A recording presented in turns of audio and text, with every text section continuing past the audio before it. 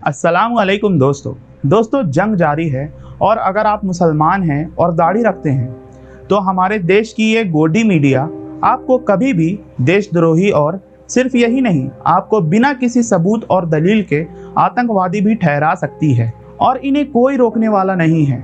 और ऐसा मैं क्यों कह रहा हूँ ये आपको आगे पता चल जाएगा। अभी जब पूरे देश के नागरिक एकजुट होकर उन आतंकवादियों के खिलाफ जंग लड़ रहे हैं तो ये गोदी मीडिया पूरे देश में अभी भी हिंदू मुस्लिम करने में लगी पड़ी है।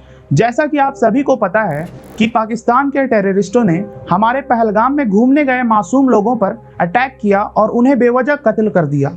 और according to Indian mainstream media उस आतंकी हमले के जवाब में इंडिया ने पाकिस्तान के आतंकी संगठनों के 9 कैंप्स को मिसाइल के जरिए तबाह बर्बाद कर दिया।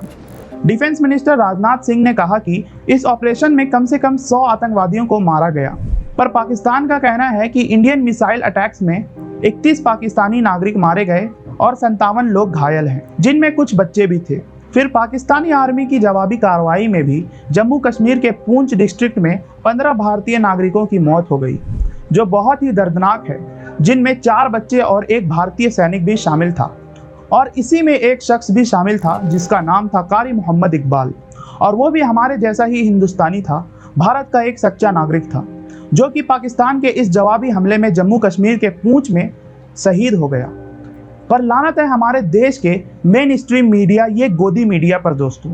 ये गोदी मीडिया वाले इस शख्स को पुलवामा अटैक से जोड़कर ये कह रहे हैं कि ये आतंकवादी है। पर बोलते हुए क्योंकि देश को इंतजार है पीएम ऑपरेशन सिंदूर पर, क्या बोलते हैं? और बड़ी खबर ऑपरेशन सिंदूर के बाद अब जानकारी मिल रही है आतंकी कारी मोहम्मद इकबाल की भी मौत हो गई है। कोटली कैंप में स्ट्राइक में मारा गया है कारी मोहम्मद इकबाल। शर्म आनी चाहिए इन गोदी मीडिया एंकरों को।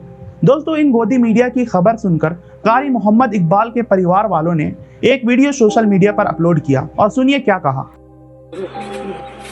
मैं कारी मोहम्मद फारूक, मेरे बड़े भाई थे जो कारी मोहम्मद इकबाल, कल 7 मई को मेरे भाई का पूंछ मदरसा जामिया ज़ियालुम के अंदर पाकिस्तानी गोलाबारी के अंदर जो शहीद हो गए, और हमारे हिंदुस्तान की गोदी मीडिया चैनल और जी न्यूज़ जो है उसने इनके मुतालिक गलत न्यूज़ चलाकर और इनको पाकिस्तानी दहशतगर्द कहा और हमारे दिलों को ठेस पहुँचाया। हम पहले भी जख्मी थे, हमें ये हादसा हुआ और गोदी मीडिया ये बकवास कर रही है, ये झूठ फराड कर रही है कि ये पाकिस्तानी दहशतगर्द था। हम इसकी पुरजोर लफ्ज़ों में मजम्मत करते हैं।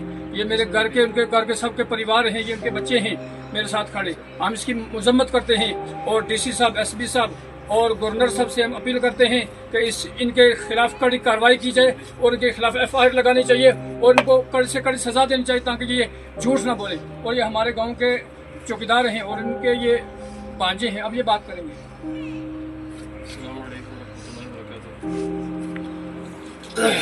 हमें इस जो वाक़या हुआ है इसका बहुत दुख है कि कल जो हमारे साथ हादसा हुआ 7 मई को, कारी इकबाल साहब जो कि हमारे मामू थे, वो अरसा 25 साल से जामिया ज़ियाउल उलूम पूंछ में एक मुदर्रिस की हैसियत से काम करते थे।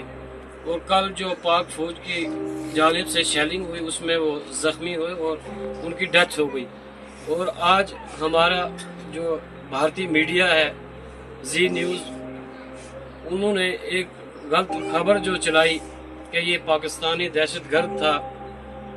एक तो हमारे साथ ये हादसा हुआ और दूसरा हमारे मामू जो शहीद हुए उन पे ये टैग लगाया गया।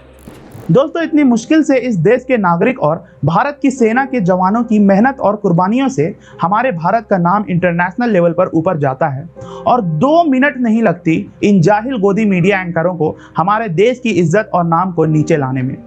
ये झूठी खबरें और देश के अंदर आपस में नफरत फैलाने वाले न्यूज़ को दिखाकर हमारे भारत का नाम खराब करते हैं। दोस्तों, ये जो न्यूज़ चल रहा है कि ये शख्स आतंकवादी था, अपने दिल पर हाथ रखकर बताइए कि अगर खुदा न खास्ता आपके घर से कोई शख्स शहीद हो जाए और ये गोदी मीडिया आपके घर वालों को टेररिस्ट कहकर न्यूज़ चलाए तो क्या आप चुप रहेंगे? क्या आप आवाज़ नहीं उठाएंगे? कमेंट में ज़रूर बताएं। और पाकिस्तान के हमले में सभी हिंदुस्तानी जो शहीद हो गए हैं उनके लिए इस वीडियो को ज़्यादा से ज़्यादा शेयर करें और उनके लिए दुआ करें और कमेंट में हिंदुस्तान जिंदाबाद ज़रूर लिखें।